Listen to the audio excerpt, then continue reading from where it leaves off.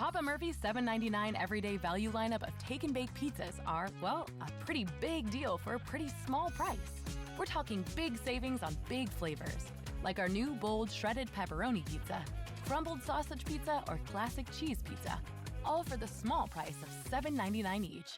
So head to Papa Murphy's, because with freshly made large pizzas at this price, you can afford to bake a big-time deliciousness all day, every day. Papa Murphy's, change the way you pizza.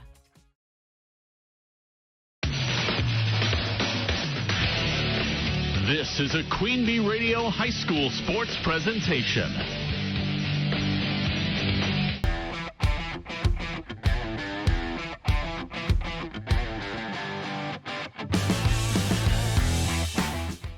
It's time for another edition of the Papa Murphys of Platteville and Prairie du Chien High School Football Roundup on the Queen Bee Radio Sports YouTube channel. I'm your host, Tyler Diktanas, joined alongside our Queen Bee Radio Sports broadcasters, Gary Craugh, Mark Evenstad, Scott Tolzman, and Cobb/Montfort/Rui Truther. You know him better as Steve Prestegard. By the way, check out Papa Murphy's $10 Jacko Pizza. It's a jack-o'-lantern shaped pizza topped with pepperoni and scary good fun. Order yours today at Papa Murphy's of Platteville and Prairie du Chien. It's the final week of the regular season coming up this Friday, and we have multiple games with playoff implications and conference titles to be decided, but we're going to begin with the game that we saw Friday night on Super Hits 106 and the Queen Bee Radio Sports YouTube channel, an all-time classic between swell rivals. Cuba City defeating Darlington 14-12 in a defensive battle between two outstanding football teams this season, both of them ranked in their respective divisions. And the way the game played out, I was not on commentary, but I was there to run the video stream for that game, and it was eerily similar as far as how the stats go for how both teams played. Cuba City passing had 102 passing yards. Darlington had 108 passing yards. Rushing yards, Cuba City had 111 yards. Darlington had 151, but 30 of them came on a fake punt. So that's where a bulk of the production came through. So the stats kind of lined up similar there. Cuba City turned the ball over 3 times, including 2 interceptions thrown by Tyson Richard, the only 2 interceptions that he had thrown all season long. And one of the other difference makers was penalties. Darlington was penalized 8 times for 85 yards. Cuba City twice for 20 yards. But really where the scoring came in is when Darlington had turned the ball over on downs multiple times in their own territory. Cuba City able to capitalize with Tyson Richard touchdown passes, the first one to Henry Cruiser in the second quarter to give Cuba City a 7-0 lead. And then the first play of the fourth quarter, Travis Winkers deciding to go with a fake punt deep in his own territory, but the running back was unable to get around the corner. Cuba City got the ball in the Vitek green zone, and a couple plays later, Tyson Richard finds Evan Muller in the left side of the end zone, and that was the only touchdowns for Cuba City. But Darlington kept it interesting all the way to the very end. On the final drive for Darlington, or the second to last drive, I should say, Darlington was down to 4th and 13, and Zeke Zuberbuehler able to find Glendenning on the near sideline. Glendenning brings it to the 15-yard line. Darlington gets it into the end zone 5 plays later on a touchdown pass from Zuberbuehler to Broker Busher. And then when Darlington goes for the 2-point conversion, Zeke Zuberbuehler tries to turn the left corner but slips and falls short of the goal line. And you're thinking, okay, with just a few seconds left in the game, Cuba City's got this thing wrapped up. And then the onside kick. Darlington recovers the onside kick with about 20 seconds to go in the game. And the final play of the game, it was a 3rd and 15. It was a hook and ladder type play that ended up giving the ball to Ross Chris. He was trying to toss the ball back, but the ball ends up going out of bounds. And Cuba City defeats Darlington 14-12, ending a 30 consecutive game win streak for Darlington against swell opponents. It's 26-0 during the regular season, 30-0 if you include the postseason games. That spanned 5 calendar years to the day. So that was a monstrous win for Cuba City. They are the SWAL champions this year. And Gary Craugh, you and I have gotten to call quite a few Cuba City games this year, and we were anticipating that this was going to be a big-time heavyweight fight. It lived up to the hype, and Cuba City is the team that knocks Darlington off the mantle. Well, that's right. I was thinking about that game on my way to the broadcast that Steve and I did up in River Valley, and I was thinking that if Cuba City was going to have a chance at winning this, well, one, they were had home field, so that helped. But they were going to have to live and die, I thought, with their offensive line, or the offensive and defensive lines. The offensive line has been outstanding all year. They haven't really been penalized a lot per game. And the defensive line, especially the inside, the tackles, I thought have done a really good job. And if you're going to stop Darlington, you've got to stop the running game. And they may not have stopped it, but they slowed it down. Yeah, one of the other interesting things about the game, too, is that the first couple possessions for Cuba City, they were able to get it into Darlington territory, but a Bradley Rowe fumble resulted in a turnover. And then there was a field goal attempt for Landon Bush, but Tyson Richard unable to handle the snap. So Cuba City had golden opportunities to get on Darlington early in the game, but a couple mistakes kind of doomed Cuba City early on in the matchup. But the thing that really stood out to me in the game is how aggressive Darlington was, especially on 4th and short situations. In addition to the 2 fake punts that they tried to pull off, they were successful on one and not another.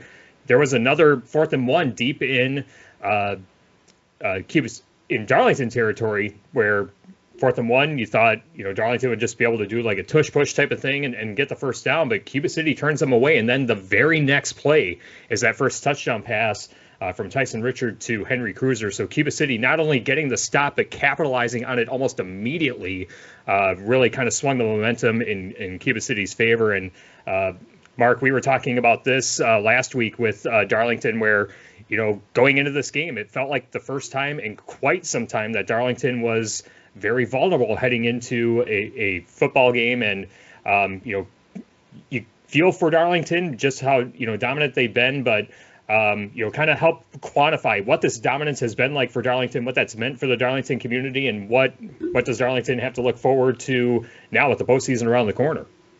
And despite it being a loss, you kind of like the fact that it ends 14-12 instead of 7-6, where an extra point made the difference, or 6-0 when one freak play turns into a touchdown and both teams couldn't do anything else. 14-12, that's a good defensive battle for these type of teams. And I guess even more inviting is the fact that these two teams won't face each other in the playoffs. Right. Because of Darlington's success. They are punished to play in Division 5, and Cuba City will obviously be in Division 6. And yes, if both these teams play at Camp Randall, it's going to have to be in different divisions. Yeah, but it's probably good that they are in different divisions, because they probably have a collision course with each other in Division 6. And, good luck trying to seed, where everyone would be at in a Division 6 bracket if Darlington was still in it. But my goodness, what a classic football game. Check out the Subs.com highlight reel with all the big plays from that matchup. There's about 7 minutes worth of plays on there that'll bring you up to speed on everything that happened. Also, big shout out to Nate Byer. He was there taking photos for GX3 Media. A lot of great photos, including a cool one of Guy Kopp as he was celebrating with the Cubans. So definitely check all of that out. And moving ahead, Cuba City does not have a game coming up on Friday night. Their makeup game with Random Lake Ozaki. Random Lake decided to not make the trip. It would have been a 3-hour trip, and Random Lake having not the greatest season for their football program. I do know that Guy Kopp and Kerry Lawson were trying to work out a potential neutral site game with a couple teams, but finding a site, finding officials, and everything that goes into making that situation happen, everything just couldn't come together for that. So Cuba City will not have a game in the final week of the high school football season. I know Cuba City wants to have another, final tune-up game getting ready for the postseason to kind of stay on schedule and keep their momentum going. But Cuba City will have to wait to play their next game in week 1 of the postseason, a week from Friday. And then for Darlington, they get to take on Belleville, and I probably don't want to be the Belleville Wildcats coming off a Darlington loss. We'll talk about Belleville's game in just a minute. But the other games in the SWAL, Mineral Point gets a nice win over Benton Scales Mount Charlesburg, 43-16. Reed Ackerman, an outstanding performance in that game, 23 rushing attempts for 213 yards and 4 rushing touchdowns. Also, Matthew Arrett on the defensive side for Mineral Point, 2 sacks with 2 forced fumbles, a big factor for the Pointers in their 43-16 win over the Knights. Belleville, as we mentioned earlier, got a 19-0 win over Fenimore, a game that both teams needed to have to boost their resume for a potential postseason run. Belleville is in the playoffs. Fenimore could be on the bubble if they get a win against Mineral Point coming up on Friday, but we'll see how that plays out. Really interesting scoring in this game. The scoring got started in the second quarter with a safety and then a field goal. It was 5-0 at halftime in that game before Belleville scored with Raiden Taylor throwing a touchdown pass to Sam Arndt, and then Logan Durkee getting a rushing touchdown in the fourth quarter. 19-0 the final score, Belleville over Fenimore. And then Forston loses to Southwestern East Dubuque 20-16. Aiden Collin for the Warcats, 9 of 17 passing, 84 yards, 2 touchdowns, and an interception. Brady Culbertson had a receiving touchdown on offense and 13 total tackles on defense. So those are the scores for the SWAL this past Friday night. The games that we have coming up this Friday evening, Mineral Point is at Fenimore, Belleville at Darlington, like we said, and then Southwestern East Dubuque at Benton Scales Mount Charlesburg. That Mineral Point and Fenimore game, very important for Fenimore, as we said, if they want to stay alive and on the bubble for a potential postseason berth. If they get a big win against Mineral Point, I would think that's going to play favorable just with how difficult the SWAL has been, being top heavy with the likes of Cuba City and Darlington. Let's move into the Six Rivers now, where Mark, you and Scott got to see Potosi Cassville defeat Peck Argyle 55-0, the number 1 ranked team in Division 7, looking very much like the number 1 ranked team in Division 7 in that matchup. Talk about what you saw from Potosi Cassville on Saturday. Well, really, it was no surprise. Potosi Cassville dominated the game from the opening kickoff and defeated Pecatonica Argyle, who they did have something to play for. You know, if they could have found a way to win 2 more games, they could have been on the bubble for a playoff spot. But Potosi Cassville, they've been strong all year. They've got so much depth at the running back position. They've got just some great players and a terrific defense. So 55-0, no surprise. And Potosi Cassville now has set them up for a big-time showdown with Blackhawk Warren this Friday night. Number 1 ranked team versus number 3 ranked team in Division 7. Just kind of looking at the stats for Potosi Cassville, 7 rushing touchdowns from 5 different players, 40 total rushing attempts for 394 yards, averaging 9.8 yards per carry. And the defense, as you said, Shark, held Peck Argyle to 51 total yards of offense and forced 3 interceptions. Scott, your reaction to the way that Potosi Cassville played, it looked like that they are full systems go ready for the big matchup coming up on Friday night. Yeah, they pretty much dominated that game. I mean, in all aspects of it. Potosi Cassville looks like they're running on all 8 cylinders. I'm kind of surprised by the stats because I really didn't have Peck Argyle for more than 20 yards and a couple first downs through the whole game. Mm-hmm. They didn't get a first down until they did a fake punt that ended up getting about 20 yards. That set something up for them. But, you know, Peck Argyle, they're getting better, but they're still not the class that Potosi Cassville's in. Yeah, it's still very much the top 3 at the top of the conference, but right now it's down to the top 2, as it will be Potosi Cassville taking on Blackhawk Warren coming up on Friday night. We'll talk about that in just a second, but let's talk about Blackhawk Warren. They defeated Riverdale 70-6, where Owen Sefrud, once again, an outstanding rushing performance, 6 attempts for 141 yards and 3 touchdowns. Also had a 14-yard touchdown reception on top of that. As a team, Blackhawk Warren rushed 28 times for 398 yards and 6 total touchdowns. Just complete domination for Blackhawk Warren once again. Other scores in the Six Rivers: River Ridge defeats Seneca with Zika Steuben 27-7. Andrew Nice had 20 rushing attempts for 115 yards and 1 rushing touchdown. Also had 11 total tackles on defense. Brandon Davis, the quarterback for River Ridge, also had 2 rushing touchdowns. And Iowa Grant gets a big win over Basketball 50-13 to keep their playoff chances alive. They have a win-and-in situation coming up on Friday night. We'll have that game on ESPN Radio, AM 1590 WPVL. Gavin Hinderman in that game for Iowa Grant had 3 rushing touchdowns and 1 receiving touchdown, and the defense forced 4 interceptions. So let's talk about Blackhawk Warren at Potosi Cassville. We'll have that game on Super Hits 106 and the Queen Bee Radio Sports YouTube channel.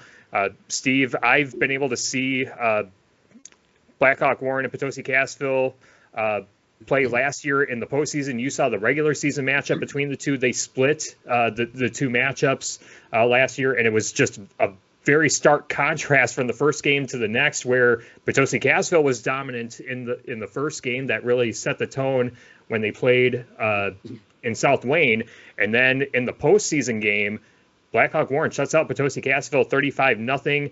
The game is in Potosi on Friday night. You expect that it's going to be a sellout crowd and a tough ticket to get into. What stands out to you the most about this matchup between these two programs? Well, for one, the obvious thing is that no one is going to surprise the other. They have played each other. They play each other every year. Both teams have changed their offenses only in the sense that they have different players from year to year. But Potosi Cassville still runs the multiple formation wing T plays, and we know Blackhawk Warren is the split back veer team around here.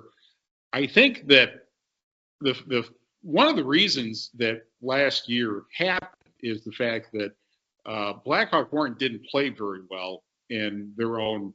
It was their homecoming game, and they were not real sharp for whatever reason. The thing is that the regular season meetings sometimes, or actually a lot of times, when you play them for a second time, you know what didn't work the first time, and you have the opportunity to fix those things. That's why you tend to think that if they end up facing each other, that whoever lost Friday, might have the advantage, regardless of where the game is, because it's not like those two schools are unfamiliar with playing at the other facility. I think one of the other things too is that because these two teams are not great passing teams, getting the lead is going to be a huge thing for both of these teams, because they will be able to just kind of grind it out. If they get like more than a 1-score lead, as a matter of fact, they're going to be able to grind it out. And then the other thing, obviously, is who is able to take advantage of the other team's mistakes. And we saw that during Cuba City Darlington. We said last week about Darlington's beatable if they turned the ball over. They didn't necessarily turn the ball over that much, but they had a lot of, they were very aggressive in going for first downs deep in their own territory and didn't get them. And that's what Cuba City was able to take advantage of. You could have a similar situation in Potosi on Friday, where if somebody makes a mistake, can the other team take advantage of it? And that team ends up winning that. Yeah, the interesting thing that stands out to me about this matchup is that a lot of the production for Blackhawk Warren is back on this year's team from the team that went to state last year. You have Owen Sefrud, you have Eli Schlem. That offense is still very much in sync. We had a lot of question marks about Potosi Cassville coming into this season when they graduated, Roman Frederick and Eli Adams and Braden Fishnick, the 3 top rushers for Potosi Cassville. And Scott, when we look at these two teams going head-to-head on Friday night, it feels like it's just going to be true trench warfare type football battle at the line of scrimmage. Whoever dominates the front line is going to be the one that comes out to be the winner. Yeah, I agree with you. It's one of those where who's going to have the best front line. I've seen Potosi Cassville play. I haven't seen Blackhawk play this year, but I was impressed with how they played last week. They didn't allow many yards against Peck Argyle. Matter of fact, the first half, they tackled the Peck Argyle's runners behind the line of scrimmage. So they're quick, they're strong, they're big. I'm going to go out on a limb and say the home team's going to win. They're going to win maybe by 2 touchdowns. All right, that's a prediction for Friday night. Should be a fun one. Again, Blackhawk Warren at Potosi Cassville on Super Hits 106 on the Queen Bee Radio Sports YouTube channel on Friday night. Another game that we have in the Six Rivers on Friday night, Iowa Grant at Riverdale. Steve Prestegard and Gary Craugh will have the call of that one on ESPN Radio, AM 1590, WPVL. Iowa Grant with a win and in scenario, a very winnable game for Iowa Grant. And Steve, a win for Iowa Grant getting into the postseason, a very nice reward for playing in a very brutal Six Rivers conference season. And, considering how they started the season to where they are now, the fact that they even have an opportunity to play in the postseason really speaks to how nice of a turnaround that Iowa Grant has had this year. Oh, absolutely. I tend to think that the Six Rivers Coach of the Year is probably going to be whoever wins the game on Friday between Potosi Cassville and Blackhawk Warren. But my pick would actually be Coach Link from Iowa Grant. And the reason is that if you had seen, Shark and I saw them in their first game against Fenimore, and you would have thought, based on what you saw, that they wouldn't win a game this year. New coach, new system, they have players who are out, and nothing works for them. The turnaround for Iowa Grant from the start of the season to now might be the biggest turnaround that any team's had in our area. And the other thing that's a big deal is that, everybody knew who the favorites were going to be in the Six Rivers, Potosi Cassville, Blackhawk Warren, and River Ridge in some order. Iowa Grant had those all in a row and got beat pretty handily in all three of those. But the battle for fourth place, everybody knew, I think, was going to come down to, those five remaining teams.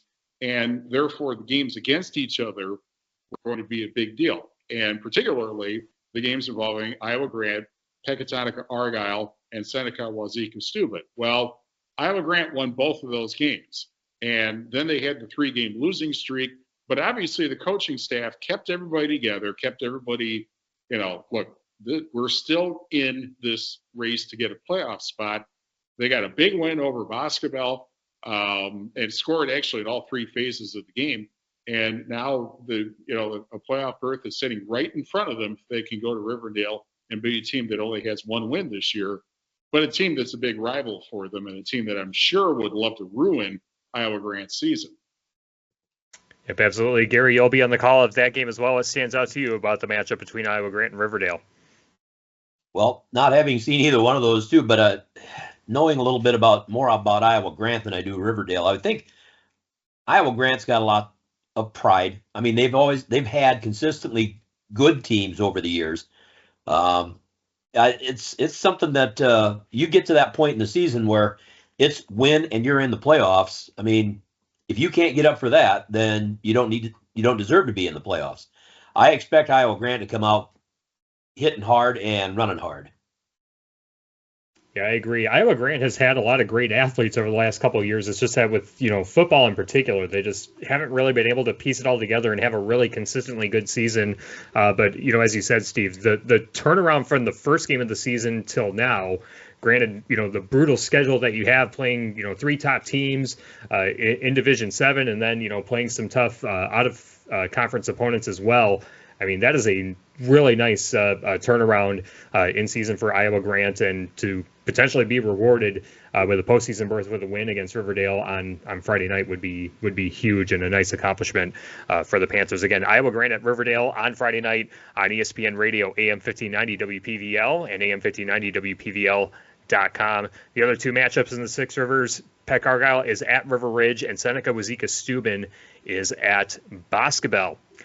Let's move into the SWC, where Prairie du Chien has clinched at least a share of the SWC. Lancaster with an opportunity to get a share of it as well, but Prairie du Chien likely wanting to win it outright and not share the conference title with their rivals in the SWC. But Shark, let's talk about the game that you saw on Friday night. Lancaster defeated Broadhead Judah 35-8. It looks like Nolan Hankey was the primary ball carrier for Lancaster once again with 123 yards rushing in that matchup. What stood out to you the most about the Flying Arrows on Friday night? Well, they did run the ball very well. They had taken a 14-0 lead at halftime. Then the second half began, and it began with a Lancaster fumble on the second half kickoff as Samaje Vincent fumbled the ball, and Broadhead Judah recovers at the 19-yard line. So Broadhead Judah has some new life. They scored there, a very short field. It's only a one-score game. However, on the fourth play of the second half, it was the Lancaster Flying Arrows who came up with the big play as quarterback Nolan. Oh no, Wolf. now I'm forgetting. Yep. Nolan Wolf. Yep. Yeah, he came up with a big play, and he intercepted a pass, raced down the sideline about 62 yards, and put the Arrows in shape for a short field of their own, and they got the third score of the game that way. So, yeah, I decided then at the end of the game that he would be our scrapper of the game for what he did on offense, but also that big play on defense that really turned things around, 35-8, because Broadhead Judah really didn't threaten in that game whatsoever. So a nice win for the Lancaster Flying Arrows in the second to last game of the season, and knowing that they got Prairie du Chien coming up next, and they have all the incentive to try to play that game and win that game, but certainly Prairie du Chien has other ideas. Yeah, Lancaster's been impressive, especially since that loss to Platteville over the last three games. They've only allowed 22 points on defense. They had that shutout against Dodgeville on homecoming, and the defense on Friday night had 3 interceptions. And give a lot of credit to Jordan Rowland because you had injuries to the likes of Taylor Williams, who's going to be done for the year with that collarbone injury. He's had to be really innovative on the offensive side of the ball to get, those backup players in, positions to be successful. And really seems like Lancaster's been playing complimentary football over the last few weeks. Shark, you saw their game against River Valley. Is that pretty much the same vibe that you're getting from the Arrows? Yes, indeed. Again, they're up to the task. They know what they have to do, and they're efficient in doing it. So, yeah, a couple of big wins there over River Valley. And then on Broadhead Judah, who had a lot to play for because just like so many other teams, if they could get 2 wins in their last 2 games, they would be on the bubble. They'd be getting consideration for a playoff spot, but the Arrows were able to squash that. Yep, agreed. And then Lancaster has the big matchup with Prairie du Chien. Prairie du Chien clinching at least a share of the SWC on Friday night, defeating New Glarus 39-6. Blake Terry doing Blake Terry things once again. 11 attempts for 82 yards and 2 touchdowns. Also had 4 receptions for 132 yards and 1 touchdown. The Prairie du Chien defense also forced 4 interceptions on the defensive side. And Steve, let's talk about Platteville defeating River Valley 35-14. If what I read on Wiz Sports is correct as far as stats go, Tyler Sass had an outstanding game rushing the football. Talk about what you saw there on Friday.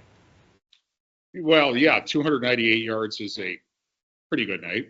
Yeah. And 98 yards was in one play, which was right after Platteville got one of the 2 stops they got over River Valley in the Bitech green zone. The other, they had an end zone interception that stopped another drive. Platteville did not play a clean game in terms of they had a number of penalties, but River Valley had more. They had a real rough night as far as Gary. How many times did we have we call long plays for first downs by the Blackhawks, only to see them go backwards because at some point during the play somebody threw a flag. There were holding penalties and flipping penalties and false starts. And in a lot of ways, River Valley was its own worst enemy of that. But Platteville got basically the kind of a more workmanlike kind of win that they needed to do to finally clinch a playoff berth. Yeah, I went back and I was looking at some of my notes from that game, and River Valley had 12 penalties and over 100 yards. It wasn't exact, but it was over 100 yards in penalties. And you just keep shooting yourself in the foot so many times that, you're fighting 2 teams, basically, yourself and Platteville. Platteville, as you said, the defense really stepped up in the Bitech, green zone, stopping them down on the 2-yard line and then that interception in the end zone.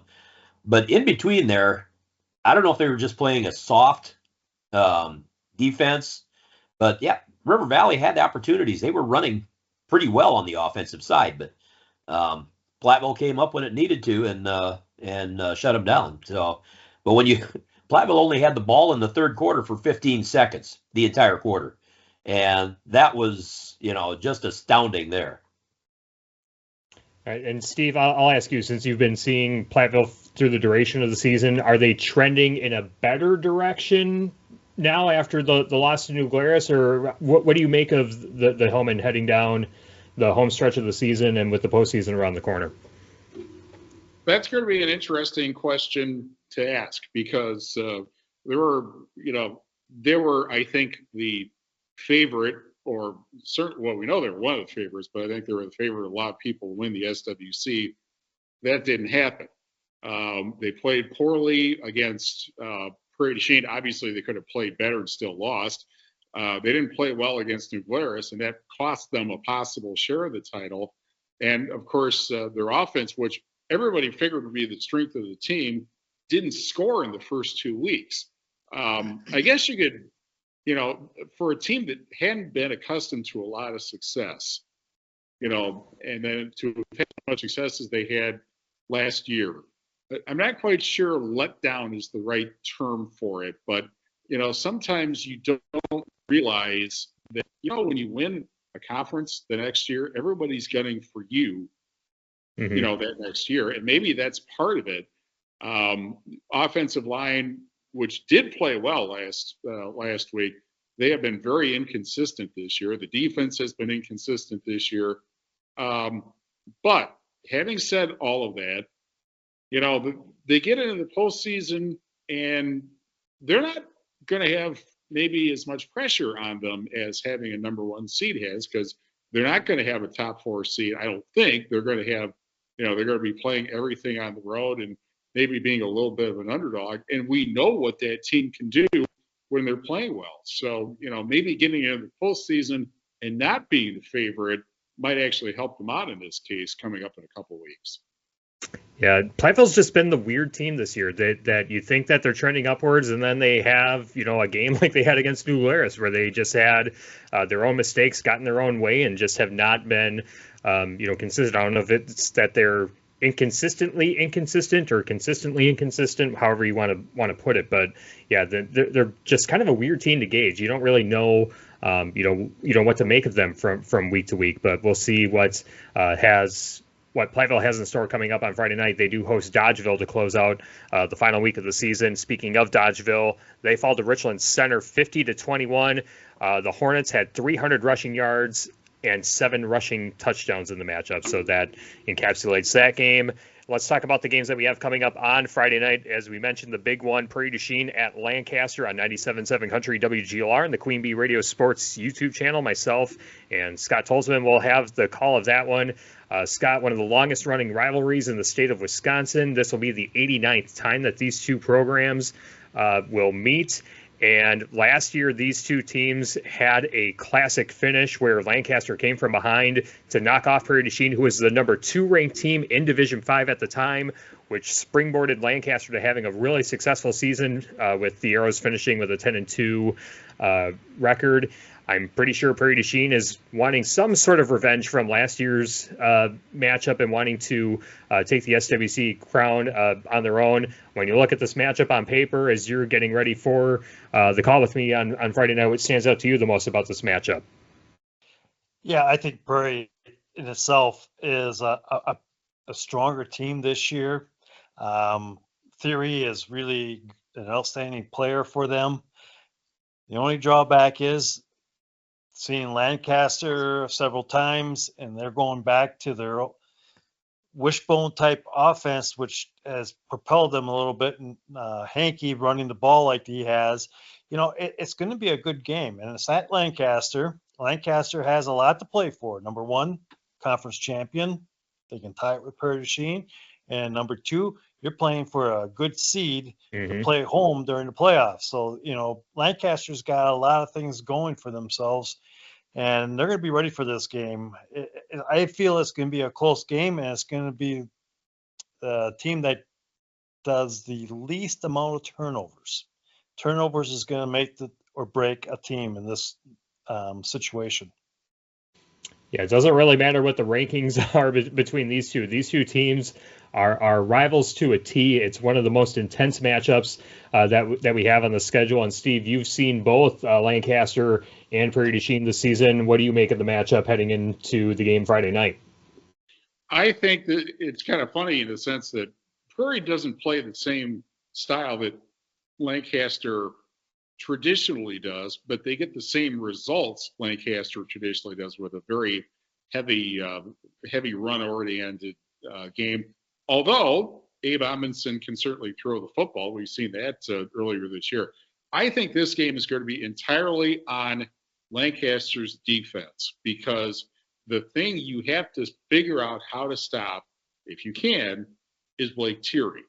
A lot of times when you see, in fact, I knew a football coach who won a couple of state titles. His philosophy was that they scouted to try to find like the top 6, 7, 8 plays that a team plays and figure out ways to stop them and make their opponent beat them some other way, with plays that they don't run as often or whatever. And so Lancaster's number one priority is going to be to stop the running game. And, they have a other running back who actually is pretty good also. And Thierry got all the attention when he played Platteville, but the other running back had 110 yards rushing that night as well. So it is literally going to be about how do you stop Prairie du Chien's running the football. If Lancaster can figure out some way to do that, they have a chance. And if they cannot figure out a way to do that, they don't have any chance at all, I think. Yeah, I'm looking forward to that one on Friday night. It will be Prairie du Chien at Lancaster on 97.7 Country WGLR and the Queen Bee Radio Sports YouTube channel. Also on Friday night on Extreme 107.1, Dodgeville will be at Platteville. And Steve, then Shark, I'll go to you. Again, Platteville, a winnable game to get things right heading into the postseason. What are the things that you'd be looking for Platteville in this matchup against the Dodgers? Well, just play well. Real simple. I think they're obviously favored in the game, but I don't think they want to go into the postseason when they're probably going to be playing on the road, having to fix stuff, like being careless with the ball or committing a lot of penalties or something like that. I think they want to go into the game, into the next week with, this is how well we can play. Let's see if we can match that. That's what I think they want to do. Yeah, but then Shark, you'll be on the call. What's the thing you're looking for as you prepare and get ready for the matchup Friday night? Well, yeah, and we know that Dodgeville is not having a good season. I don't think they've won a game so far this year, but they have a lot of young kids, and this is a program that's building, and with that in mind, they're building to get better with each game and with each season. So they got some young players to look forward to, what they can contribute to the Dodgeville football program, and at the same time, we'll see the Platteville Hillmen. Yes, they'll try to limit their mistakes and put themselves in a little better seating position if they win that game against Dodgeville. And when we get the playoffs going, they would like to have one of those higher seeds where they might just get a playoff game, but at home. But that has yet to be determined. Yep, that game will be on Extreme 107.1, Dodgeville at Platteville. And then other games in the SWC, a big one with playoff implications, River Valley at New Glarus. New Glarus is in with a win, and then River Valley, if they win, both teams could end up on the bubble, and both teams could potentially be out of the postseason as well. So we'll keep tabs on River Valley at New Glarus, and then Broadhead Judah is at Richland Center to round out the SWC on Friday night. Let's move into the Ridge and Valley 8, where the Highland Cardinals have officially clinched the Ridge and Valley 8 conference. They defeated DeSoto on Thursday night, 46-6. Bennett Smith passing for Highland, 15 of 19, 190 yards and 3 touchdowns to 3 different wide receivers. And on the ground as a team, 329 total rushing yards and 4 touchdowns. Steve, the Highland Cardinals are now the number 2 ranked team in 8-player football, still undefeated on the season, and they just continue to dominate week in and week out. Yeah, it's been really cool to see. And They will be playing a team this week in Monticello that hasn't won a game yet and really hasn't gotten very close to winning a game yet this year because Monticello is a brand new 8-player program after all the years that they were part of the new Glarus Monticello co-op. So again, with Highland's kind of in the same situation as Platteville is in the sense that they want to get stuff tuned up in time for the postseason coming up next week. Yeah, it should be fun to see what the postseason has in store for the Highland Cardinals. The other 8-player football team in our area, Belmont, defeated Monticello last week, 47-16. Gavin Opitz with 3 touchdown passes to 3 different wide receivers in that matchup. North Crawford bounces back after the loss to Highland, defeating Kickapoo Lafarge 48-0, and Wisconsin Heights defeated Wanawak Weston 69-0. A player whose stat line I do want to recognize, I hope I'm pronouncing his name right, Cody Blitchars, 22 rushing attempts, 307 rushing yards, and 5 touchdowns on the game for the Vanguard. So a very outstanding performance by him in that win for Wisconsin Heights over Wanawak Weston. The game's coming up this week. As Steve mentioned, Highland is at Monticello. Belmont is at Wisconsin Heights. Kickapoo Lafarge is at DeSoto. And Wanawak Weston is at North Crawford. So that's our recap and preview of Week 8 and Week 9, the final week of the season. Let's go to our team or teams of the week. And I'll just ask this. Does anyone have a team not named the Cuba City Cubans that they would like to recognize as our team of the week this week? Guy Cop got his team ready to play, and they came out and they played, and they got himself a conference championship. Congratulations, Guy. And well-deserved, absolutely. It's Yeah. Tyler, you remember when we were at Cuba City State Baseball, and somebody made the comment after the Cubans won state that, Cuba City must be a baseball town. And a certain former girls basketball coach we are well familiar with said, no, Cuba City is a title town, and they have now won a football title, and congratulations to everybody. A big thanks for the Cuba City community for continuing to let me call games in Cuba City after someone made that comment on the air during the state baseball tournament. Thanks for all that, Cuba City. All right, so Cuba City, our unanimous team of the week this week. How about our players of the week? A lot of impressive stat lines last week during Week 8. Steve, I'll start with you. Who's your player of the week this week? Well, it has to be Tyler. For me, Tyler Sass, because for one thing, he can really fly from the 2-yard line to the other end zone. On the one and only play that Platteville had in the third quarter of their game at River Valley, but he looked like he'd been shot out of a cannon and just outraced everybody to the end zone. And as Gary pointed out, it's a good thing that the field was only 100 yards because there was somebody who was trying to get to him. But I think in Canada he might have been pulled down, but not in the United States where it's a 100-yard field. But he ended up averaging like more than 10 yards a carry. I mean, think of that for a second. Anybody that if you give him the ball, do you get an automatic first down? What's that tell you? So right. Tyler Sass is my pick. All right, I like it. Scott, your player of the week. Well, I like Tyler Slash, but I think Lancaster found a workhorse in Noel Hankey. Mm-hmm. He's been running the ball well for them, gaining big yardage, power football, and it's helped that team turn around their season since the Platteville loss. So I kind of like Noel Hankey there too. Yeah, he's been a blessing in disguise for Lancaster with all the injuries that he's had to step up, and now with everyone getting healthy, it seems like for Lancaster, that's just another weapon that Lancaster has in their arsenal that they might not have had to turn to had those injuries not happened. So, yeah, I like that one. Nolan Hankey, Scott's player of the week. Shark, your player of the week. Well, I'm going to go with Nolan Wolf, the quarterback for Lancaster. Not so much for his play at quarterback, although he did play a really good game, but for a big defensive play to turn around a game that was kind of in question early in the third quarter, but an interception and a long return set up the third score for the Lancaster Flying Arrows on their way to a 21-0 lead in the game, and then eventually a 35-8 win over Broadhead Judah. All right, I like it. Gary, your player of the week. Well, initially I was going to, chime in with Steve on this and go with Tyler Sass, but after looking at a bunch of the different statistics, I'm going to go with the Potosi-Cassville defense. Mm-hmm. In high school football, I don't care how bad a season you're having. When you can hold a team to 51 total yards in offense, you're doing something, So I'm kind of liking the number one ranked team in Division 7's defense, Potosi-Cassville. Yeah, also remember last week against Seneca Wazeeka Steuben, they held them to -6 rushing yards in that game. So the Potosi-Cassville defense firing on all cylinders, and that should make for a very fun matchup with Blackhawk Warren coming up on Friday night.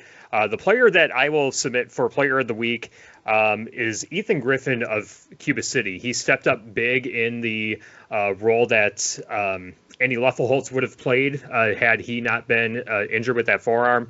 Ethan Griffin, 19 rushing attempts for 91 yards and 2 catches for 22 yards, so over 100 yards from scrimmage for Ethan Griffin. He didn't find the end zone, but he was asked to come up with some big third down conversions and being able to run the ball against a very tough Darlington defense. I thought that he was a big difference maker. Obviously, the likes of Tyson Richard and Henry Cruiser and Evan Muller are going to get the credit because they got the scores that helped Cuba City win. But in that workhorse role that he had to step up and play big, he really answered the call for Cuba City and helped the Cubans clinch the SWAL title on Friday night against Darlington. So those are our players of the week. Let's now turn to Steve's High Five, where Steve ranks our area teams 1 through 5, and we mercilessly tell him why he is wrong. And Steve, you've had to make some changes to the High Five based on the results. You said that you were going to because some of your teams in the High Five ended up playing against each other. What does the High Five look like this week? Well, and actually what I sent you, I have already changed. Darlington, because they lost, dropped to 5th. And after going back and forth just in the last few minutes about this, I decided that I'm going to have Blackhawk Warren and Cuba City tied for 3rd. To have Cuba City go up 1 with a win of that magnitude is kind of a little small, I guess. So, but on the other hand, Blackhawk Warren hasn't done anything to deserve going downward. So I decided to have Blackhawk Warren and Cuba City tied for 3rd. Prairie Chien hasn't done anything to deserve going down either, so I still have them at 2nd. And Potosi-Cassville, well, still number 1 because they're still number 1. So those are my 5.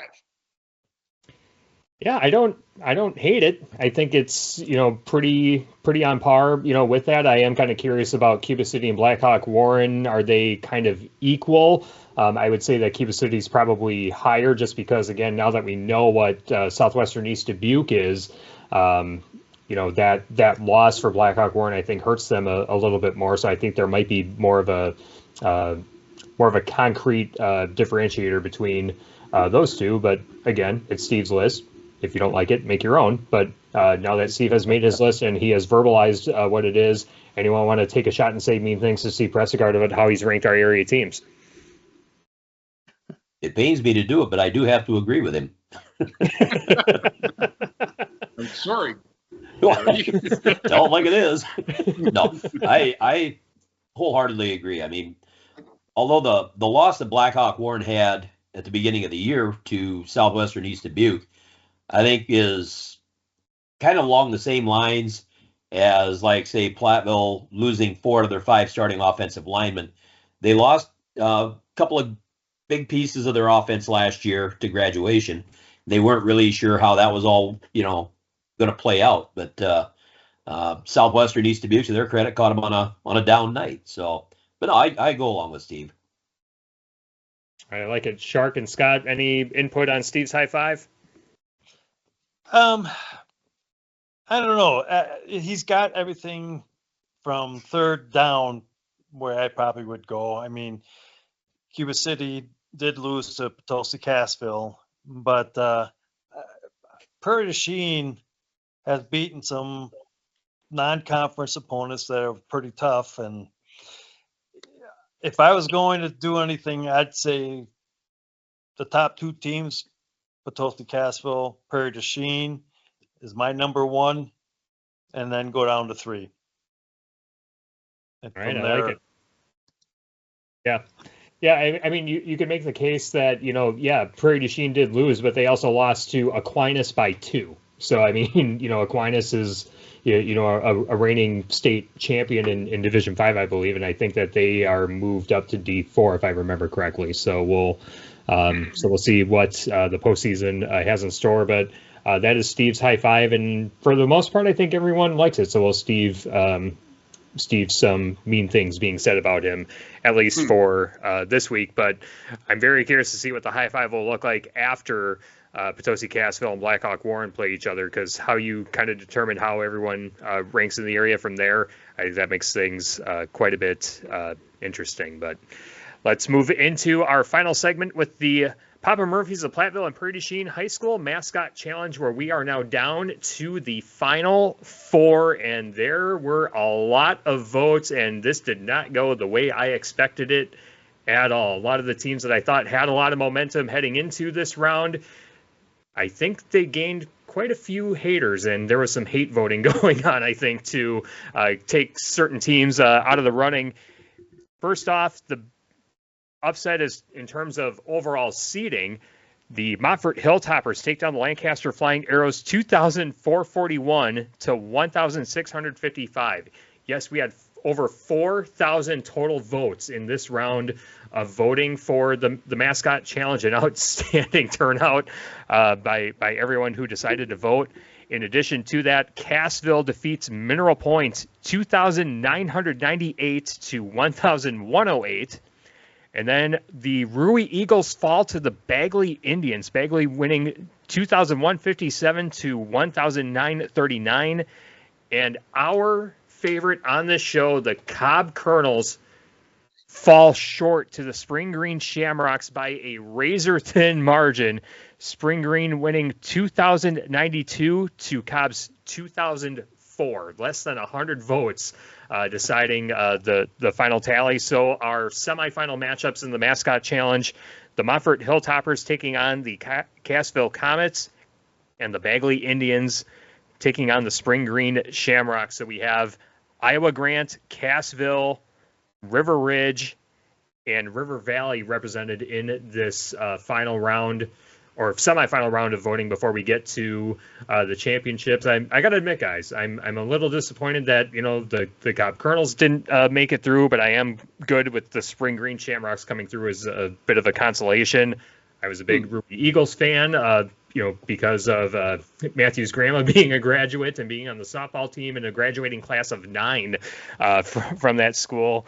But yeah, the interesting thing about the voting is that not only do you have to vote for your own school, but you also have to vote for the other mascots in this challenge. And I will say that there was a strong turnout amongst the Cassville community where not only were they voting for Cassville, they also voted against Lancaster. So again, it's not just about voting for your own school. It's sometimes voting against the other schools. And I think in this particular round, people were voting against certain programs to get in. But Steve, as we take a look at our Final Four, seeing what the matchups are, how it plays out, what do you make of the situation with our mascot challenge as we head into the semifinal round?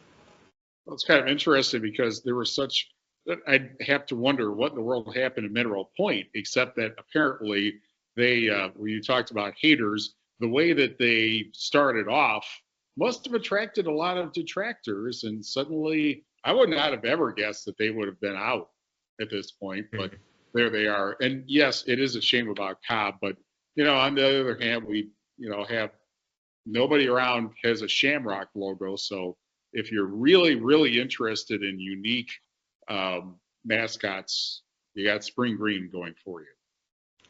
Yeah, I'm still a bit perturbed too about the Patch Grove Beavers being eliminated a couple of weeks ago, but I would have never guessed that the lone program still standing for River Ridge would be the Bagley Indians of all the mascots that were in there.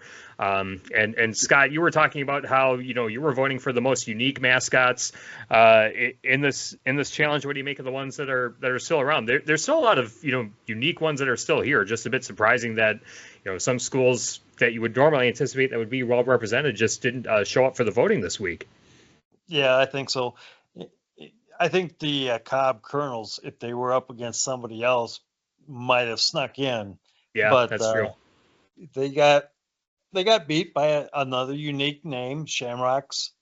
I would say right now my winner is going to be the Spring Green Shamrocks, just because out of all of what's left, that is still unique. And they may take on the Montfort Hilltoppers for the finals. I like it. Yep. Scott is our Shamrock truther on the show. Shark,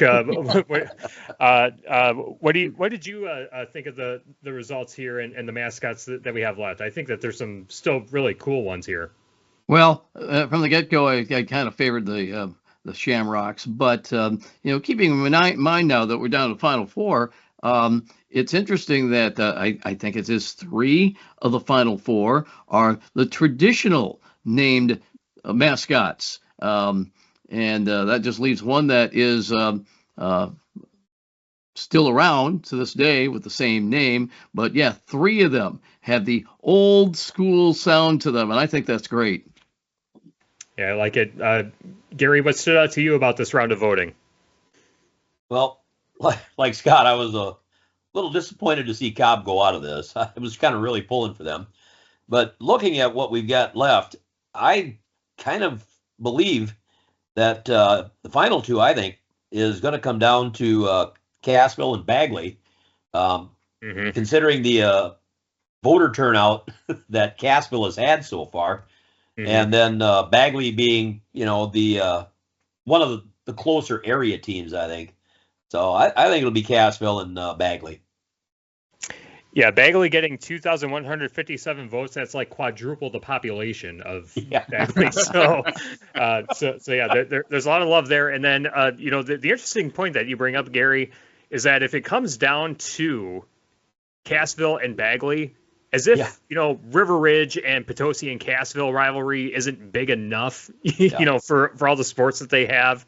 If it comes down to the voting and who has the bigger turnout, this could be a very interesting finish. But again, the semifinal round of voting is live on our Queen Bee websites. You can go to WGLR.com, superhits106.com, AM1590 WPVL.com, and X1071.com. Vote as many times as you'd like. I know for a fact that there are people in Cassville that are taking full advantage of that, and that probably had a lot of reason behind why the results played out the way that they did. So yeah, go to our website, keep voting on that mascot challenge. The voting closes on Tuesday night, and then we will have the championship round from there.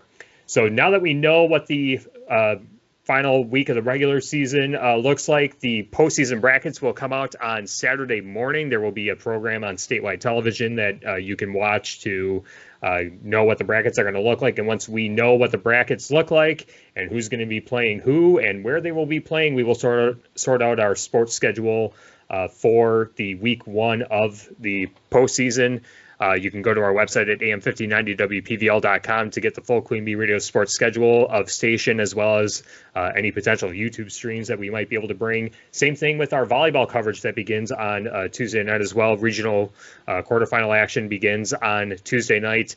Volleyball seedings still haven't come out yet. Seeding meetings going on through, I believe, Thursday night. So we'll see what our postseason coverage looks like. Again, you can stay up to date with all of that at am1590wpvl.com and watch our Queen Bee Radio station social media accounts. Will have some fancy graphics. Someone will put all that together and tell you who's playing who and stuff like that. Someone's day job will come in for that. So that will wrap up this week's episode of the Papa Murphy's of Platteville and Prairie Chien High School Football Roundup. For Gary Craugh, Mark Evenstad, Steve Prestegard, and Scott Tolzman, I'm Tyler Diktanas. Thanks so much for joining us, and we'll see you for a postseason episode of the high school football roundup next week on the Queen Bee Radio Sports YouTube channel.